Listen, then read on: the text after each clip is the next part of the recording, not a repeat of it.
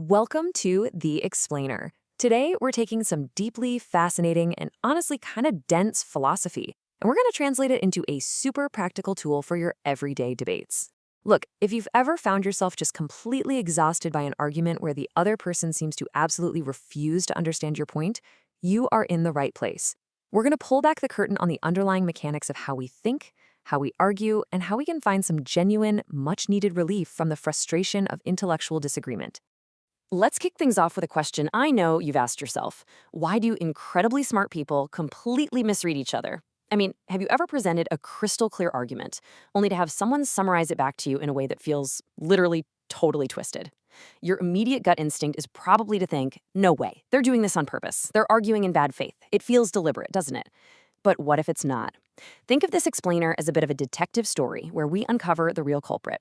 We're going to expose this illusion of bad faith and find out what is actually happening behind the scenes of our most frustrating disagreements. So, here is our roadmap for today. We'll start by deconstructing the illusion of bad faith, then uncover how we're trapped in ontological grammar, and explore the double entrapment of this very framework. From there, we'll move into deflating intentional agency, replacing blame with mechanism, and finally, we'll wrap the whole shebang up with a highly practical guide to disagreement. Let's get right into it. Okay, let's dive into this. Section 1, the illusion of bad faith. We really need to explore why we so strongly feel that people who disagree with us are purposefully distorting our words. The source material points out that the charge of bad faith requires an authoring subject installed behind systematic misreading. So, what does that actually mean? It means that when someone systematically misunderstands us, we automatically assume there's this conscious author, like a little deliberate agent sitting inside their head, choosing to distort the information. We see this epistemic failure and immediately label it as deliberate intellectual dishonesty. But here is the radical part. This authoring subject we're so quick to blame, it's actually just a grammatical artifact. It's not a discovered fact about human psychology. It's literally an illusion created by how we process language. Section 2, trapped in ontological grammar. Because if it's not malicious people choosing to twist our arguments, then what exactly is the culprit? Well, the real driver here is invisible linguistic structures. The absolutely crucial concept here is ontological grammar. Think of this as invisible software constantly running in the background of your mind. We inherit these linguistic forms that literally smuggle metaphysical structures right into our thought processes. Essentially, they take fluid, complex ideas and trick our brains into seeing them as solid things with hidden agents pulling the strings. And this grammar is so fluent, so incredibly fast, that it pre-processes unfamiliar ideas into recognizable formats entirely below our radar. So that person disagreeing with you, they aren't actively producing a distortion, they are simply perceiving the output that their own grammar has already pre-processed for them. And this brilliantly illustrates a trick called authoring displacement. It's a two-stage mechanism. First, our minds take these complex action patterns and compress them into simple nouns. Second, we work backward and pretend those nouns are the authors of the action. Actually, scratch that. It's more like we falsely invent a culprit who is supposedly responsible for the misunderstanding, when in reality, our grammar just compressed the pattern into a tidy, convenient fiction. But hold on to your hats, folks, because here is the plot twist. We are all stuck in this exact same trap. Section 3, the double entrapment. There is no magical escape pod to some perfectly objective vantage point. This entrapment operates on two levels. First, you and I are completely stuck within our own particular ontological grammar. We don't get direct, unmediated access to pure reality. But the second level is even more of a mindbender. We are stuck within the notion of ontological grammar itself. We are literally using a frame to question frames. There's no neutral vantage point outside of language that we can use to assess language. Acknowledging this recursive regress demands incredible honesty from anyone using this analytical tool. You just can't exempt yourself from your own analysis. So, knowing we're all in the same boat, let's take a breath and de-escalate. Section 4, deflating intentional agency. We're going to step out of the moral domain where we condemn people and move into the much calmer waters of the epistemological domain. Look at the contrast here. The old view tells us the misreader sovereignly chose to distort our information.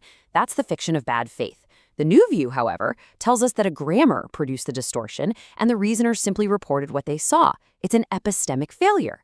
because absolutely none of us can escape our grammar. We have to drop this incredibly costly fiction of intentional agency behind systematic misreading. Once you do that, the whole apparatus of condemnation just loses its object. Now, you might be wondering, wait, is this just a sophisticated evasion of responsibility? Are we saying no one is to blame for anything? Not at all. Section 5, replacing blame with mechanism. Removing blame is absolutely not removing engagement. This framework introduces a vital distinction: incapacitative versus retributive action. You can still correct a misreading. You can for sure prefer better, more accurate grammars over poorly constructed ones. You can and should still do the hard diagnostic work of debate.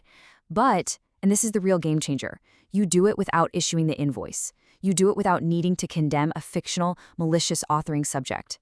You replace that heated moral indignation with a cool, focused attention on the actual mechanism of the error. We've covered the deep philosophical mechanics, so let's execute a theory-to-practice pivot. Section 6, a guide to disagreement. Now, what's really interesting about this is how we can apply it to our own lives. Here is your 3-step playbook for handling everyday intellectual disagreement. Step 1. When someone misunderstands you, just pause. Recognize that their ontological grammar is automatically pre-processing your unfamiliar idea into a format they recognize, even if it's completely wrong. Step 2. Actively dissolve the intentional agent. Remind yourself they aren't twisting your words on purpose. They're experiencing an epistemic failure, not committing a moral crime. And step 3, step in and correct the misreading, but leave the anger at the door. Fix the mechanism, but do not issue the invoice of blame.